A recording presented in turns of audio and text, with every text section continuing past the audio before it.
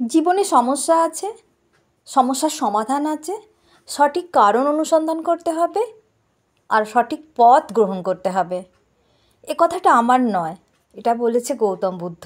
শুধু সমস্যার জায়গায় দুঃখ কষ্ট কথাটা হবে।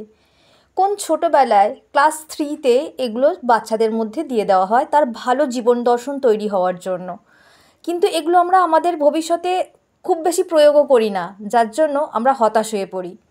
যেমন আজকের দিনে যার হাতে স্মার্টফোন নেই সে হীনমন্যতায় ভুগছে, কিন্তু সে কখনোই জানার চেষ্টা করছে না ফোনটা তার কাছে নেই কেন বা এর সমাধান কী আছে।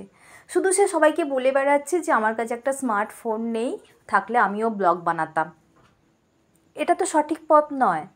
তাহলে তাকে জানতে হবে তার কাছে নেই কেন, তার কারণ তার কাছে কেনার জন্য টাকা নেই, তাই সে পারছে না। তাহলে তাকে টাকাটা উপার্জন করতে হবে, কিংবা সে যদি উপার্জন করে তাহলে উপার্জনের পরিমাণটা বাড়াতে হবে, আর নয়তো তাকে খরচ কমিয়ে সঞ্চয় করতে হবে। যে কোনো একটা পথ নিতে হবে যেটা তার ঠিক মনে হবে, তাহলেই সমস্যার সমাধান হয়ে যাবে। বা আমার কাছে একটা ভালো শাড়ি নেই, আমি মন খারাপ করছি যে নেই কেন, কিন্তু বলেও বেড়াচ্ছি যে আমার কাছে থাকলে আমি এরকমভাবে সেজে গুজে বেরোতাম, কিন্তু কখনোই ওটা কেনার জন্য আমি চেষ্টা করিনি। তাই যদি সঠিক পথ আমরা নিই তাহলে আমাদের সমস্যার সমাধান হবে। আজকে সেরকমই একটা সমস্যার সমাধান আমি করেছি, আর কিছুটা আপ্লুত হয়েই এটা শেয়ার করছি। আপনারা দেখেছেন আমি পুঁতির ব্যাগ বানাচ্ছি অনেক দিন থেকেই, কিন্তু ফোম দিচ্ছি এই রিসেন্টলি। ব্যাগের মধ্যে ফোম ইউজ আমি করতাম না, কারণ আমি ছোটো ব্যাগ বানাতাম, ডবল সুতো ইউজ করতাম, আর ব্যাগগুলো শক্তপোক্ত হতো, প্রয়োজন হতো না। এখন বড় ব্যাগ বানাই, আবার 6mm পুঁতিতে বানাই যেখানে ডবল সুতো ইউজ হয় না। তো ব্যাগগুলো একটু নড়বড়ে হয়, তাকে মজবুত করার জন্য ফোমটা আমাকে ব্যবহার করতে হচ্ছে। এই যে ফোমটা দেখছেন, এর থিকনেসটা যত আছে আমার ওটা লাগবে না, কিন্তু হাতের কাছে ফোম না পাওয়ায় আমি এটা কিনে নিয়ে এসেছিলাম, কিন্তু সব ব্যাগে এটা ইউজ করা যাচ্ছে না। কিছুদিন ধরে আমি বন্ধ রেখেছিলাম যে ব্যাগের জন্য আমি একটু পাতলা ফোম ব্যবহার করতে চাইছিলাম সেই ব্যাগগুলোকে, কিন্তু আজ আর কোনো উপায় ছিল না, বলতে পারেন দেয়ালে পিঠ ঠেকে গেছে। তাই খুব ভালো করে আমি এটাকে দেখছিলাম, দেখে বুঝলাম যে এখানে একটা লেয়ার রয়েছে। এই লেয়ারটা যদি আমি খুলে নিতে পারি তাহলে আমার সমস্যার সমাধান হয়ে যাবে, আপাতত তো হয়ে যাবে।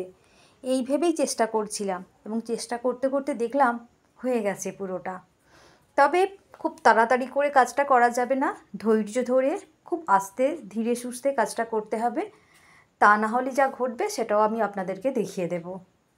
এই থিকনেসের ফোমগুলো লাগবে অনেক বড় ব্যাগের জন্য, মানে আমি যে ব্যাগটা লাগাতে চাইছি এই ফোমটা তার থেকেও অনেক বড় ব্যাগ হলে তবে এটা লাগবে।